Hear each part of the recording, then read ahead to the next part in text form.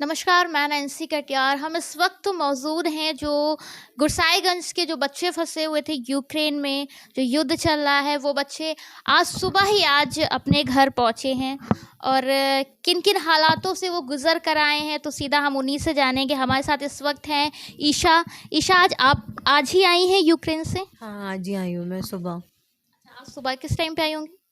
8 बजे। 8 बजे। अच्छा, मैं आपसे ये जानना चाहूँगी कि आपने क्या कुछ वहाँ पे देखा, क्या अनुभव रहा कि जो ये युद्ध चल रहा था उस बीच में क्या हालात थे, डर लग रहा था, क्या था? आप पूरा जो भी हो प्लीज़ बताइए। अब बताया गया हम लोगों को कि ऐसा कुछ हो रहा है, तो हमारी यूनिवर्सिटी भी मतलब कुछ खास सपोर्ट नहीं कर रही थी। उन लोगों को भी लग रहा था कि सारी सिचुएशंस नॉर्मल हैं, कुछ नहीं होगा। 15 मिनट पहले बताते हैं कि ऑनलाइन हो रही है क्लासेस। उसके बाद हम लोगों को भी न्यूज़ ऊपर से मिलती है कि शायद टर्नोपिल, जिसमें मैं हूँ अभी, जिस यूनिवर्सिटी में, वहाँ पे भी कुछ हो सकता है। तो हम लोगों को भी बंकर्स, तो वहाँ था नहीं, तो हम लोगों को भी नीचे हॉस्टल्स के नीचे बेसमेंट था, वहाँ ले जाके पूरी रात रखा कि बच्चे सेफ रहें। फिर दूसरे दिन वहाँ पे बैठ के हम लोगों ने प्लान बनाया कि हम अब 25 को निकलेंगे यहाँ से, खतरा बढ़ रहा है। तो फिर हम 25 की मॉर्निंग वहाँ से निकले। जब हम लोग रोमानिया बॉर्डर पे पहुँच रहे थे तो 10 किलोमीटर 15 किलोमीटर पे उसने छोड़ दिया हम लोगों को। वहाँ से हम लोगों को चल के आना पड़ा। उसके बाद जब हम वहाँ पे पहुँचते हैं, हमें इतनी सारी भीड़ दिखती है, सोचने पे मजबूर रहते हैं ये क्रॉस कैसे होगा।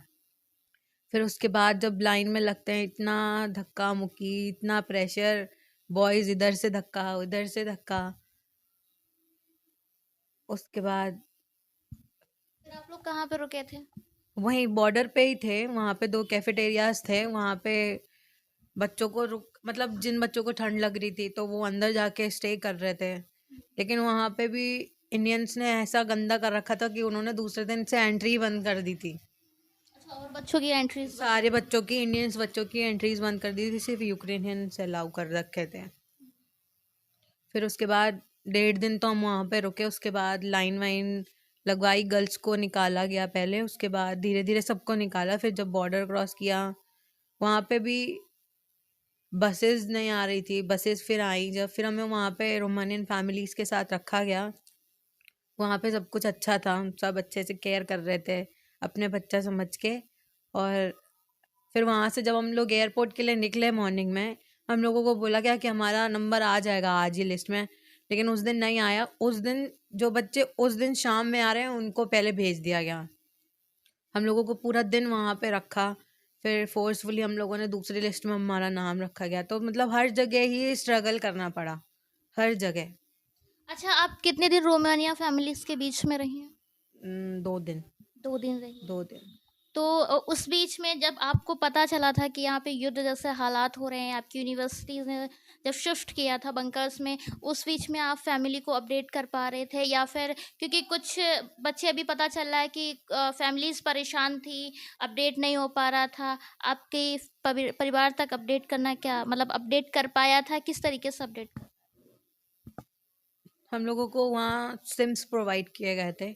अब बैटरी फ़ोन की डेड हो जाती है तो उसमें कुछ नहीं कर सकते, लेकिन सिम्स प्रोवाइड किए थे, उसके थ्रू हम लोग कर पा रहे थे। या जिनके पास वाईफाई कनेक्शन था तो हम लोग हॉटस्पॉट लेके वाईफाई से कर पा रहे थे अच्छा, कनेक्ट। आप एमबीबीएस की पढ़ाई करने गए, ये आपका मतलब पहला ही साल था, किस ईयर की पढ़ाई कर फर्स्ट रहे हैं? ईयर ही है। फर्स्ट ईयर ही है। हाँ। अभी क्या लग रहा है आपको, पढ़ाई कंटिन्यू करनी है अगर युद्ध रुकेगा, या फिर अगर युद्ध रुकता है तो पढ़ाई वहीं पे कंटिन्यू करनी है। वहीं कंटिन्यू करनी है? हाँ। और अगर नहीं रुका तो फिर अगर इंडिया में रह के क्या करना चाहेंगे आप? वो पेरेंट्स डिसाइड करेंगे कि क्या करना है, वो जैसा बोलेंगे वैसे ही करेंगे। अच्छा, गवर्नमेंट्स के से आपसे को क्या सहायता मिली, गवर्नमेंट को लेकर सहायता मिली या नहीं मिली? क्योंकि बहुत ज़्यादा अफवाहें फैल रही हैं, लोग फैला रहे हैं कि गवर्नमेंट कुछ कर नहीं रही है। गवर्नमेंट को ये 12-15 दिन पहले ही बता दिया गया था, लेकिन गवर्नमेंट ने अपने जो प्लेन्स हैं वो वहाँ पे नहीं भेजे। आपको क्या लग रहा, गवर्नमेंट ने आप, क्योंकि आप तो अ, आपने खुद वहाँ की स्थितियाँ देखी हैं, आपको लग रहा है कि गवर्नमेंट ने आपकी हेल्प की या नहीं की है? गवर्नमेंट ने अभी 2-3 दिन पहले से ही हेल्प करना ज़्यादा स्टार्ट किया, क्योंकि जिस दिन मैं एयरपोर्ट पे पहुंची थी उस दिन 3 फ्लाइट्स थी। उस दिन भी एक फ़्लाइट हमारे पहुंचने से पहले निकल गई थी, वो भी डिले फ़्लाइट थी। और उसके बाद जो दूसरी फ़्लाइट थी वो कैंसिल हो गई थी, और फिर रात में जो फ़्लाइट थी उसमें भी हमारा नेम नहीं आ पाया दूसरे बच्चों की वजह से। लेकिन जब दूसरे दिन पता चलता है कि 6-6 फ़्लाइट्स आ रही हैं, तो मीन्स उस दिन से ही ज़्यादा गवर्नमेंट ने वो किया है कि हाँ, अब बच्चों को इवैक्यूएट करना ही है। इससे पहले आपको लग रहा था कि पता नहीं मैं पहुँच पाऊँगी कि या नहीं पहुँच पाऊँगी, क्योंकि गवर्नमेंट ज़्यादा हेल्प नहीं कर रही थी। लेकिन जिस दिन वहाँ पे वो मिनिस्टर सर आए थे, सिसोदिया सर, जब वो आए तब हम लोगों को थोड़ा सा लगा कि हाँ, अगर अब ये हैं तो कुछ होगा। तो देखिए हमारे साथ ईशा की फैमिली भी है, और चूंकि फैमिली से पता चला है कि ईशा अपने माँ बाप की इकलौती संतान है, तो फैमिली वालों का डर, घबराहट ज़्यादा रही होगी। सर, आप किस तरीके से, क्या अनुभव रहा इतने दिन का, क्योंकि इकलौती बेटी आपकी वो भी युद्ध के बीच में फंसी है, क्या लग रहा था आपको? अपनी पूरी लाइफ में इतना गंदा अनुभव मैंने कभी नहीं किया और इतना भयभीत कभी नहीं रहा जितना इन 7 दिनों में रहा। बस यही सोचता था कि कैसे भी हो बेटी वापस आए। अच्छा सर, ये बताइए, कन्नौज से जो जनप्रतिनिधि हैं उनसे आपको कितनी मदद मिली है? विधायक हैं, सांसद हैं, उनके द्वारा कितनी मदद मिली है? उन्होंने कितना आपको अपडेट किया है? कुछ बताइए आप।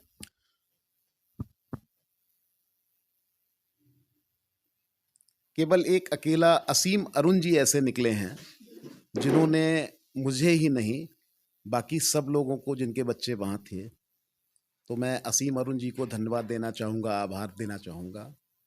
बाकी मुझे लगता है कि हमारे जनप्रतिनिधि ये कन्नौज लायक है नहीं।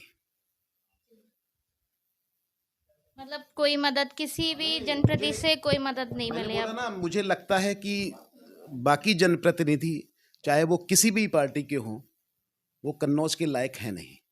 इवन भाजपा भी, हमारे भाजपा के भी प्रतिनिधि, जो हम लोग मरे जाते हैं, जूझे जाते हैं कि हम भाजपा को वोट करेंगे, मोदी योगी को देखेंगे, तो बहुत बहुत अच्छा बिहेव है हमारे माननीय सांसद जी का, विधायिका जी का।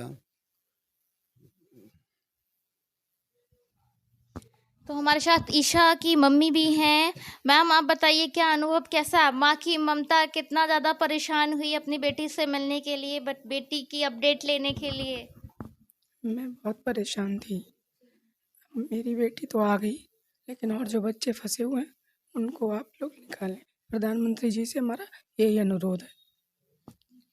तो देखिए हमारे साथ ईशा थी, ईशा के परिवार वाले थे। हालांकि ईशा तो घर वापसी आ गई हैं, वतन वापसी आ चुकी हैं। ऐसे में भी काफ़ी बच्चे इंडिया के हैं जो फंसे हुए हैं। लेकिन बड़ा सवाल ये उठता है कि जो अभी हमने बात की ईशा के पापा से, कि जनप्रतिनिधियों ने कितना उनसे संपर्क किया, इस दुख की घड़ी में उनके साथ कितना साथ रहे इन दिनों, 7 दिनों में। तो इससे पता चलता है कि जैसे सर ने बोला कि किसी ने अपडेट नहीं लिया, कोई हालचाल नहीं पूछने जाना। तो जनप्रतिनिधि हम किस लिए चुनते हैं? हम इसीलिए चुनते हैं कि जब हमें कोई समस्या हो, जब मुसीबत में हो, तो एक बार आके हालचाल पूछ ले, एक फ़ोन कॉल कर ले। ये बड़ा सवाल है कि कन्नौज के किसी भी जनप्रतिनिधि ने एक बार भी अपडेट लेने को नहीं सोचा।